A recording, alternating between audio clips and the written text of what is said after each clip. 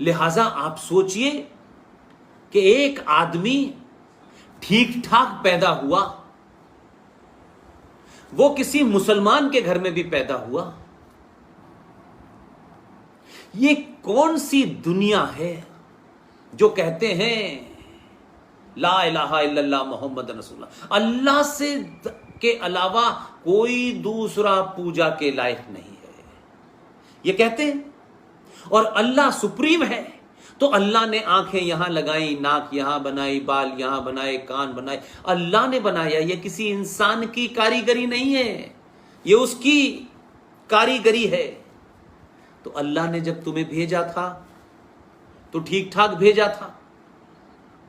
तो अल्लाह ने कहां फरमाया था कि जो काफिर कैंची बनाएगा, उस कैंची से जब तक कोई विशेष क्रिया न कर दी जाए तब तक तुम मुसलमान नहीं कहलाओगे। तुम्हें तो ठीक ठाक भेजा था। और तुम्हें क्या अल्लाह पे भरोसा नहीं है कि अल्लाह ये करना भूल गया था? क्या अल्लाह भूल गया था या अल्लाह को पता नहीं था या अल्लाह को बेवकूफ समझते हैं आप? लेकिन अल्लाह ने तुम्हें हिंदू ही पैदा किया था। तुमने एक विशेष क्रिया की और कहा अब हम मुसलमान हो गए।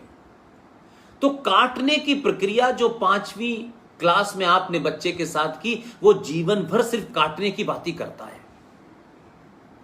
उसके अलावा उसे कुछ सिखाया नहीं जाता।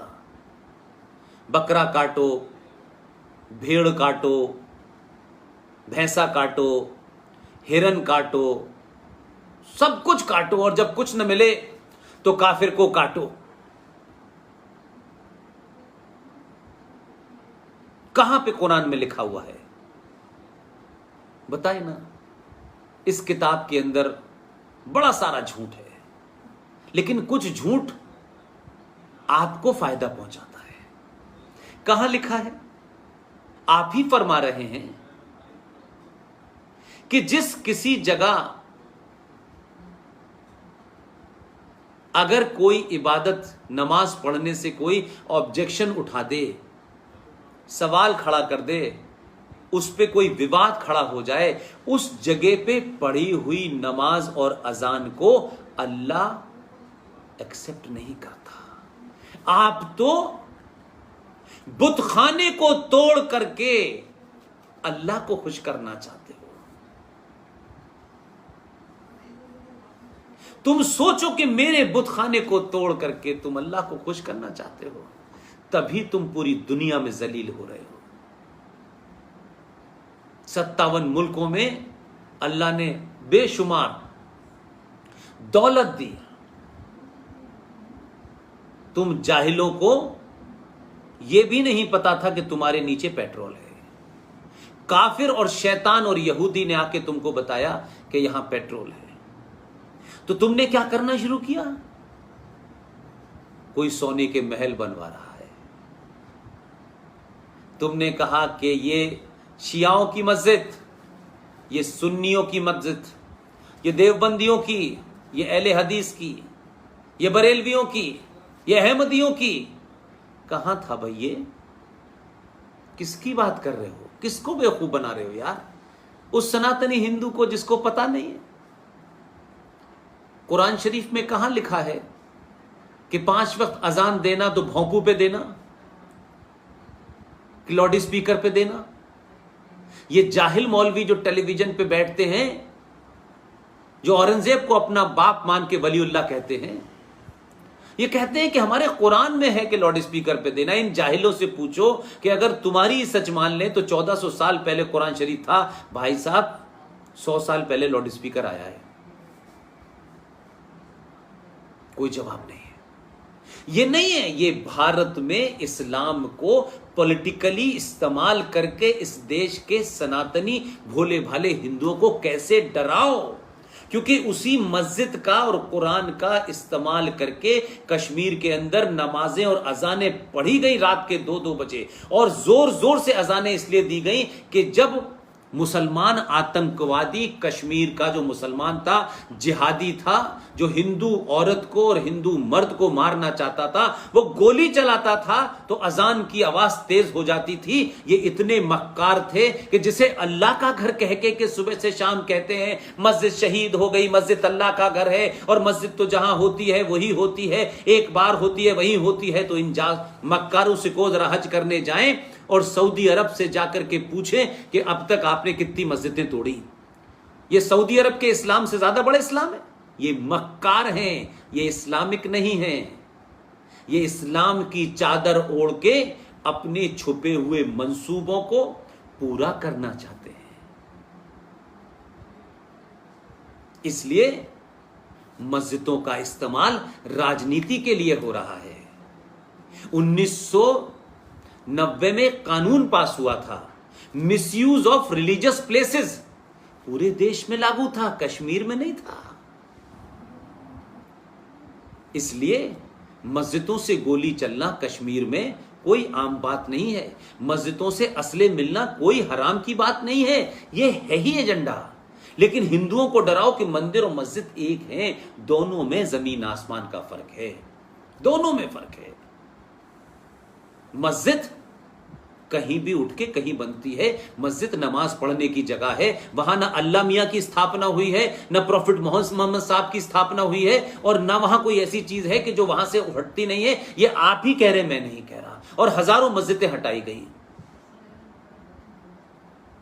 और अगर मस्जिद में ही नमाज होगी तो सड़कों पे क्यों पढ़ते हो? उस सड़क पे जिस पे 2 मिनट पहले जिसको तुम नजिस मानते हो, जिसका नाम लेना भी नहीं पसंद करते तुम, लेकिन हो तुम वही, उसी सड़क पे वो जाता है, गंदगी करता है, चला है, उसी पे नमाज पढ़ते हो, तब नहीं हराम होती? तब सुअर उस जगह से निकल के जाता है तो हराम नहीं होता? लेकिन नहीं, वो कमीनापन भी तुमको बर्दाश्त है, क्योंकि तुम्हें अपने एजेंडे को इस देश में लागू करना है और इस देश की बहुसंख्यक समाज को, इस देश की सरकारों को, इस देश की व्यवस्था को डराना है कि हम 5000 लोग नमाज पढ़ेंगे सड़क के ऊपर तो कोई बेचारा गाड़ी कैसे चलाएगा? इसीलिए तुम्हारी न अजान अल्लाह एक्सेप्ट कर रहा, न नमाज एक्सेप्ट कर रहा, और इसीलिए अल्लाह ने तुम्हें रास्ते पे लाने के लिए लोग भेजना शुरू कर दिए हैं। जब तक तुम दोबारा से अपनी सही औकात में ना आ जाओ, जब तक तुम दोबारा से उस कुरान को, जिसको तुमने 50 तरीके से लिख रखा है, हर शहर में हर गली में एक नया कुरान है, हर 57 देशों में एक अलग कुरान है, फ्रांस में अलग है, स्पेन में अलग है, और अपनी सुविधा के अनुसार उस कुरान में मदाखलत करते हो, संशोधन करते हो, उसको भी समझ में आ रहा अगर कोई है तो। इसीलिए तुम पूरी दुनिया में जलील होगे। लेकिन मैं अपनी बात को फिर वापस लौट के आता हूं, वो जलील होंगे, हो रहे हैं, लेकिन आप सनातनियों अपने सनातन से क्यों हटे? आपने कब से व्यक्ति विशेष की पूजा करना शुरू कर दी? पहले तो सनातन, फिर सनातन से मंदिर, और फिर मंदिरों के अंदर चांद मियां को बिठा करके आप पूजा करने लगे। आपने भी पैसे कमाने की दुकान खोलना शुरू कर दी। चढ़ावा आना चाहिए बस। अगर आपका पुरुषार्थ होता तो आप मेरे पैसे जो मैंने आस्था के रूप में अयोध्या में चढ़ाए हैं, बनारस में चढ़ाए हैं, इलाहाबाद में चढ़ाए हैं, मथुरा में चढ़ाए हैं, उसमें से आप सरकारों को 80% न देते। लेकिन आपको लगा हमारी दुकान चलनी चाहिए, क्या फर्क पड़ता है? 100 में से 80 सरकार ले जाए, ठीक है, तो हमारी तो दुकान चल रही है ना। जिस दिन सरकार हमें कुछ कहेगी तब हम बवाल खड़ा करेंगे। इतने स्वार्थी हैं आप, और ढोंग करते हैं सनातन को बचाने का। आप सनातन को नहीं बचा रहे, आप सनातन की आड़ में अपनी दुकानें बचा रहे हैं। इसलिए दुनिया की इतनी पावरफुल, इतनी रिच सभ्यताएं नष्ट हो रही हैं। सरकार की जिम्मेदारी नहीं है। जब समाज ही सो रहा है तो सरकार क्या कर सकती है? अब तो स्थिति यह है कि सरकार कुछ चलना चाहती है, लेकिन आप पैर खींच रहे हैं उसके। नहीं नहीं नहीं नहीं, हमारी दुकान चल रही है। भाषण, विश्राम और भोजन के अलावा अब हमें कुछ करना ही नहीं है।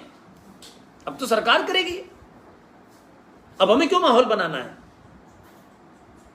लेकिन जिस दिन कुछ हो जाएगा उस दिन फिर कुछ शुरू हो जाएंगे। आप किसको मूर्ख बनाते हैं?